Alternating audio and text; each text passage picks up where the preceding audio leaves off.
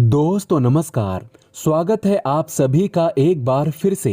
अगर आप अपनी लाइफ में कुछ नया सीखना चाहते हैं तो चैनल को सब्सक्राइब जरूर करिएगा। चंद्र ग्रहण का सूतक काल 9 घंटा पहले लग जाता है।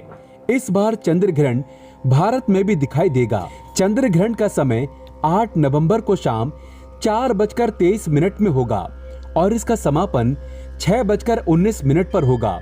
शास्त्रों के अनुसार चंद्र ग्रहण के बाद दान पुण्य करने का और गंगा आदि स्नान करने का बड़ा ही महत्व है। आज हम आपको बताएंगे एक सामान्य सी जानकारी, व्यक्ति विशेष और हर व्यक्ति से जुड़ी ये जानकारी है जिसको जानने के बाद आप भी अचंभित होंगे कि अगर आप अपने जीवन में धन हानि का सामना कर रहे हैं, परिवार में कलह का सामना कर रहे हैं, तो उसका एक छोटा सा कारण है आपके नहाने की आदत।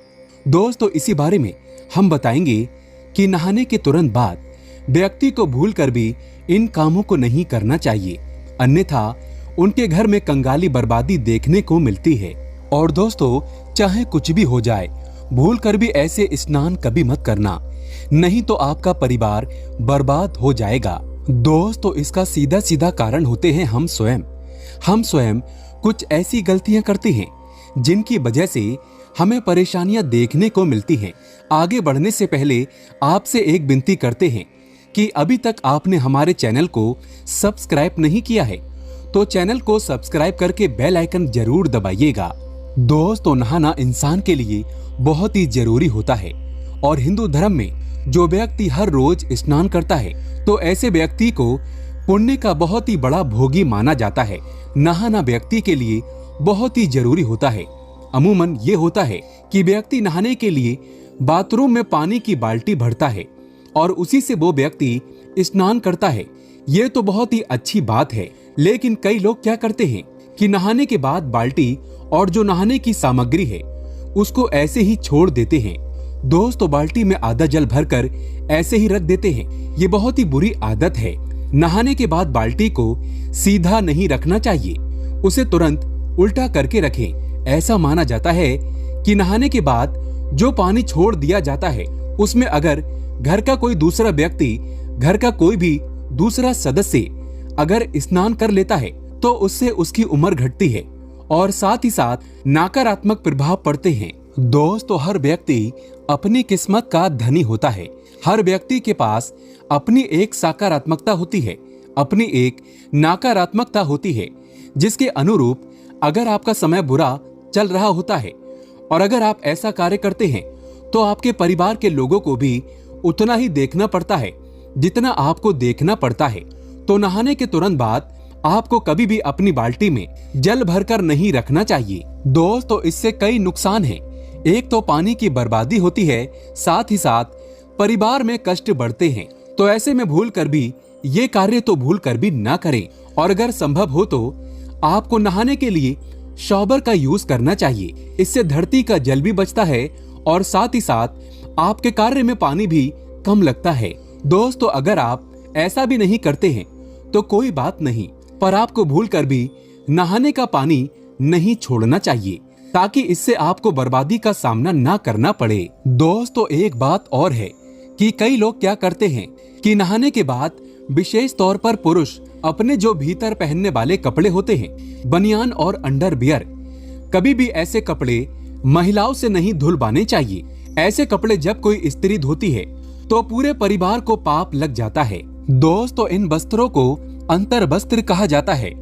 इन्हें व्यक्ति को स्वयं ही धोना चाहिए। इसे वॉशरूम में ऐसे ही छोड़कर नहीं रखना चाहिए और विशेष तौर से इन्हें रात्रि के समय तो गीला करके भूल कर भी नहीं छोड़ना चाहिए।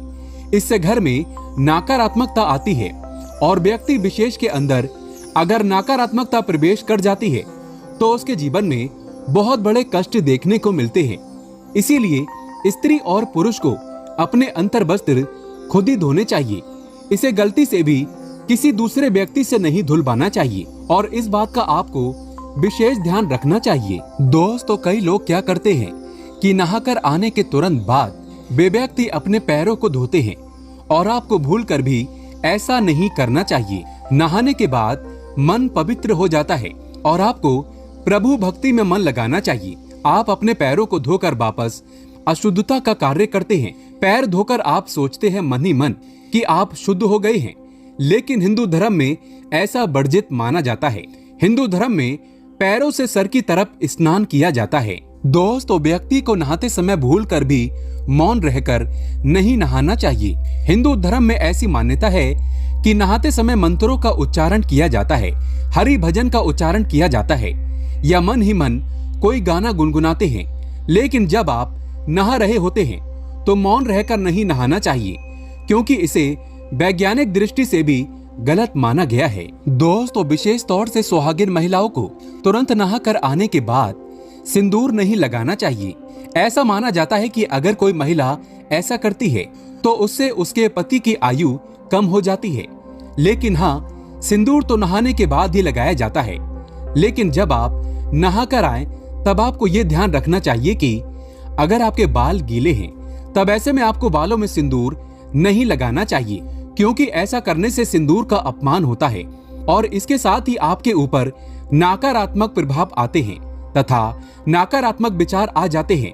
तो ऐसे में आपको इसे लगाने से बचना चाहिए। लेकिन याद रहे, जब आपके बाल सूख जाएं, तब आप सिंदूर अवश्य लगा लें। दोस्तों, इसी तरह तुरंत नहाने के बाद आपको कभी भी नुकीली चीज जैसे कि नेल कटर का इस्तेमाल, शेविंग हो, ये चीजें आपको नहीं करनी चाहिए, क्योंकि ये चीजें नहाने के पहले की जाती है, बाद में नहीं। अगर नहाने के बाद आप ये चीजें करते हैं तो नहाने का पुण्य आपको प्राप्त नहीं होता है। दोस्तों, कई लोग क्या करते हैं कि नहाने के तुरंत बाद अग्नि को स्पर्श कर लेते हैं। नहाने के तुरंत बाद भूखे पेट कभी भी अग्नि को स्पर्श नहीं किया जाता। अग्नि को भोग लगाने के बाद ही अग्नि को स्पर्श किया जाता है। तो जब भी महिलाएं और पुरुष चाहे कोई भी हो, नहाने के तुरंत बाद आप चूल्हे को नहीं छुएं। दोस्तों, ग्रामीण इलाके में जो रहते हैं, गांव में जो रहते हैं, वो इस बात को बखूबी जानते हैं। तो आपको क्या करना है, कुछ भी एक दाना या आप फ्रूट भी खा सकते हैं। उसको खाकर उसके बाद आप चूल्हे को अग्निदेव को हाथ जोड़ने के बाद माता अन्नपूर्णा से प्रार्थना करने के बाद छू सकते हैं, ताकि आपके घर और परिवार के लिए सदैव वो कार्य मंगलमय हो। तो आपको नहाने के तुरंत बाद चूल्हे को नहीं छूना चाहिए। दोस्तों, कई महिलाएं क्या करती हैं कि नहाने के तुरंत बाद श्रृंगार आदि कार्य करती हैं। हिंदू शास्त्रों के अंदर इसे वर्जित माना गया है। आप कहेंगे कि श्रृंगार तो नहाने के बाद ही किया जाता है, तो आपकी बात बिल्कुल सही है। लेकिन नहाने के तुरंत बाद आपको सबसे पहले अपने बालों को सुखाना चाहिए, और अगर आपके खुले बाल हैं तो इसे आपको बांध लेना चाहिए। ऐसा माना जाता है कि खुले बालों में नकारात्मक शक्ति बहुत ही जल्द प्रवेश कर जाती है, और गीले बालों के साथ ही नहीं, बल्कि आपको गीले बालों को सुखाकर ही आपको अपने आगे के कार्य करने चाहिए। तो अगर आपके बाल गीले हैं तब आपको कभी भी श्रृंगार कार्य नहीं करना चाहिए, ताकि आपको उसका पुण्य फल प्राप्त हो, ना कि आपको उसका नुकसान देखने को मिल जाए। दोस्तों, कई लोग क्या करते हैं कि नदी स्नान करते हैं, तो आपको ये जरूर ध्यान रखना चाहिए कि जब भी आप नदी स्नान करें तब नदी का स्नान करने से पहले सबसे पहले आपको अपने हाथों से, आप जब नदी के अंदर प्रवेश करें तब आपको नदी माता को प्रणाम और साथ ही अपनी अच्छी स्वास्थ्य की कामना के साथ ही आपको नदी में प्रवेश करना चाहिए। जब आपका स्नान पूरा हो जाए तब आपको ध्यान रखना चाहिए कि जल की कुछ बूंदें आपको भगवान सूर्यदेव को अवश्य अर्पित करना चाहिए, और अगर आप ऐसा नहीं करते हैं तो आपको नदी स्नान का पुण्य फल प्राप्त नहीं होता है। शास्त्रों के अनुसार ऐसा माना जाता है कि अगर आप नदी में स्नान करने जा रहे हैं तो सबसे पहले आपको नदी माता को प्रणाम करना चाहिए। दोस्तों, इसी तरह एक साथ अनेक व्यक्ति का स्नान करना वर्जित माना गया है। जी हाँ, आपने बिल्कुल सही सुना। नदी स्नान या किसी पुण्य स्थल पर स्नान करना बहुत ही शुभ माना जाता है। इससे आपको सौभाग्य की प्राप्ति होती है। लेकिन अगर आप अपने घर में स्नान करते हैं और ऐसे में अगर आप 2 व्यक्ति हैं और आपको जल्दी स्नान करना है, तो ऐसे में एक साथ 2 व्यक्ति को स्नान नहीं करना चाहिए, और विशेष तौर से महिलाओं को इसका ध्यान रखना चाहिए। ऐसा माना जाता है इससे उनके स्वास्थ्य पर इसका बहुत ही बुरा असर पड़ता है, और साथ ही साथ ऐसा भी देखा जाता है कि इससे उनके जीवन में कई तरह के नकारात्मक प्रभाव देखने को मिलते हैं। इसी तरह नहाते समय व्यक्ति को अपना मुख कभी भी दक्षिण दिशा की तरफ नहीं रखना चाहिए। दक्षिण की तरफ मुख करके कोई भी व्यक्ति स्नान करता है तो वो ध्यान रखे ये दिशा पितरों की दिशा मानी जाती है। दोस्तों, एक बार अगर आप ऐसा करते हैं तो कोई बात नहीं होती, लेकिन अगर आप बार बार ऐसी गलतियां करते हैं, लगातार ऐसा करते रहते हैं, तो आपके ऊपर पितृदोष हावी हो जाते हैं। तो आपको इससे बचना चाहिए। दोस्तों, इसी तरह माना जाता है कि सूर्यास्त के बाद कभी भी स्नान नहीं करना चाहिए, विशेष तौर पर जब सूर्य अस्त हो रहा हो। उसके बाद आप गर्मी की थकान में रहते हैं और कई व्यक्ति स्नान करते हैं, जो कि अच्छी आदत है, लेकिन आपको सूर्यास्त के समय, जिसे गोधली बेला कहा जाता है, उस समय विशेष तौर से आपको स्नान करने से बचना चाहिए, अन्यथा आपको कई प्रकार की हानि का सामना करना पड़ता है। दोस्तों, इसी तरह जो छोटे बच्चे होते हैं, छोटे बच्चे को नहाने के तुरंत बाद आपको काला टीका लगाना नहीं भूलना चाहिए। ऐसा माना जाता है कि छोटे बच्चे देवात्मा होते हैं, उनके ऊपर उनके विकार नहीं होते, जिसकी वजह से नकारात्मक शक्तियां उनके ऊपर बहुत जल्द हावी हो जाती हैं तथा उनको नजर लग जाती है। तो ऐसे में भूल कर भी किसी भी माता पिता को अपने बच्चे को नहाने के बाद साबुत नहीं छोड़ना चाहिए। काला टीका या काला धागा गले में जरूर होना चाहिए। ऐसा करने से बच्चे बुरी शक्तियों से दूर रहते हैं और उन्हें नजर भी नहीं लगती, बीमारियों से भी बचे रहते हैं। दोस्तों, अगर जानकारी पसंद आए तो सच्चे दिल से कमेंट बॉक्स में लिखें जय माता दी। एक लाइक तो बनता है।